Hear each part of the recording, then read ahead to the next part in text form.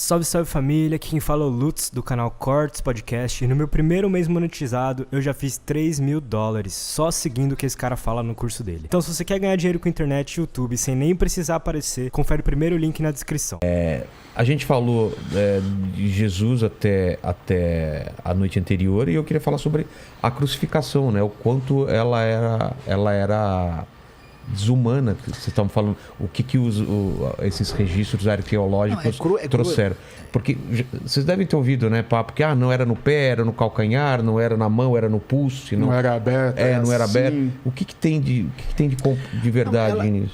A crucificação era uma maneira brutal de matar o condenado e ela não tem um padrão único. Não tinha? Não, Por exemplo, era sempre com o braço aberto? De modo geral, sim, mas podia ter alguma variação nisso, né? O que você tem o sujeito condenado carregava uma trave. Tá. Né? E aí, essa trave tipo podia... um tronco. É um tronco, né? Ele podia... Não é essa cruz arrumadinha que a gente vê. Não, toda recortadinha, certo? Toda lixada, com verniz, para não arranhar as costas. Era um tronco e ele, então, era colocado... às vezes era só, né, aquele mastro, às vezes colocava em forma de T. Às vezes nem sempre tinha o T, então? Não, porque o romano não precisa, né, ficar fazendo um negócio arrumadinho para matar o cara na frente de todo mundo. Então você pode ter. Então podia ser assim, como também acontecia assim. O sujeito era morto, na verdade, por asfixia, né? Por asfixia, né? Porque ele ficava lá de uma maneira que ele tinha que se segurar para poder respirar, né? Porque ele não tinha apoio? Não tinha apoio. O grande lance da crucificação, seja assim ou assim, é que quando você solta o peso, você não consegue mais respirar, então você morre por asfixia.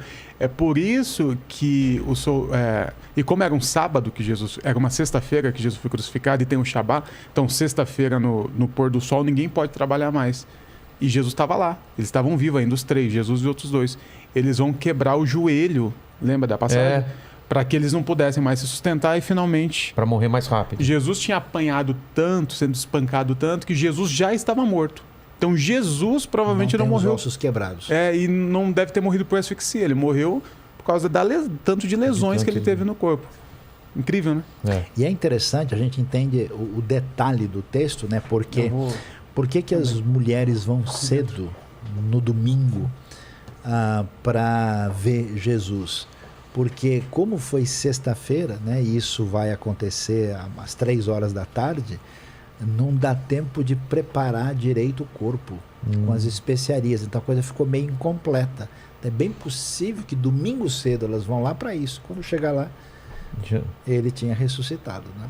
E aí a gente vem para a grande questão que separa Jesus de qualquer outro...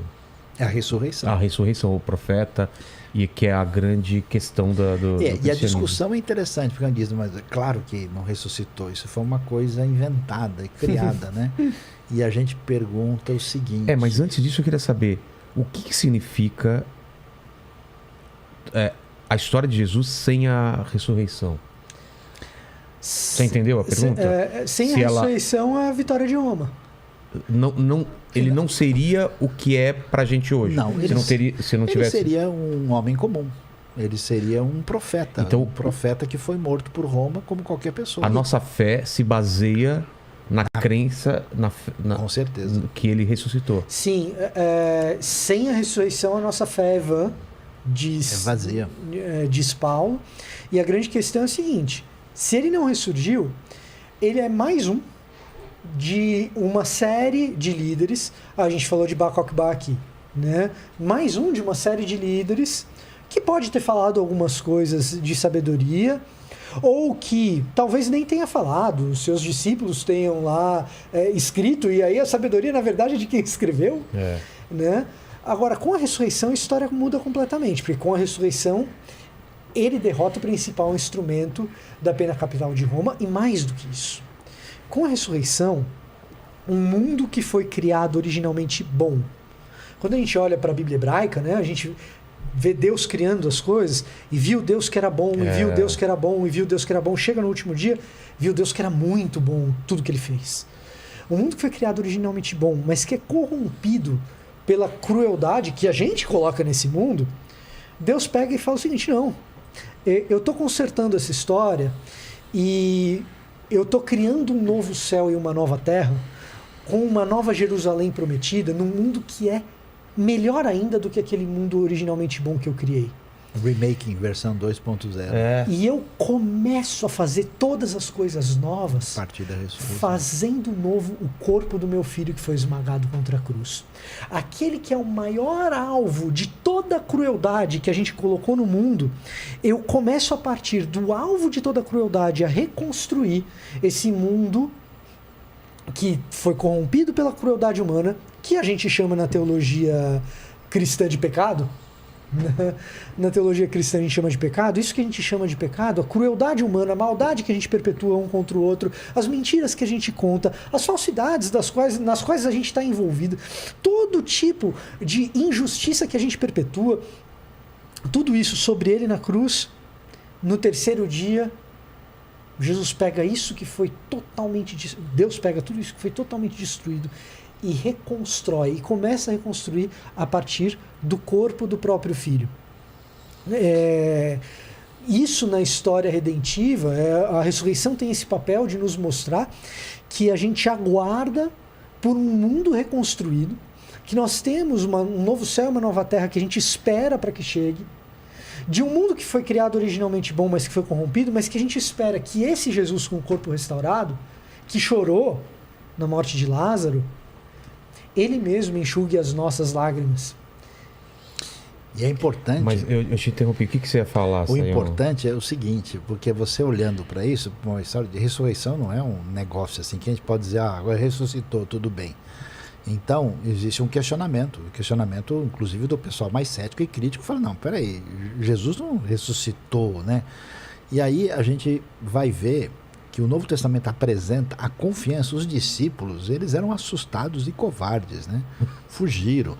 De repente, esses caras estão aí enfrentando o mundo todo. A grande diferença está na convicção da ressurreição. E a ressurreição é tão determinante que ela é o centro de tudo que vai acontecer no Novo Testamento. E a gente pergunta, mas será que esse negócio está bem contado? Então veja lá, quais são as opções, né? Se a ressurreição, por exemplo, aconteceu alguma coisa diferente, não, Jesus não morreu direito, ele teve lá uma catalepsia, depois ele levantou e o pessoal achou que tinha ressuscitado. Isso é impossível, pelo tanto que ele sofreu, não tinha condição dele levantar, e até porque a pedra que fecha o túmulo é uma pedra pesadíssima, 2 toneladas, então o fato de ter sido uma coisa assim não bate, né?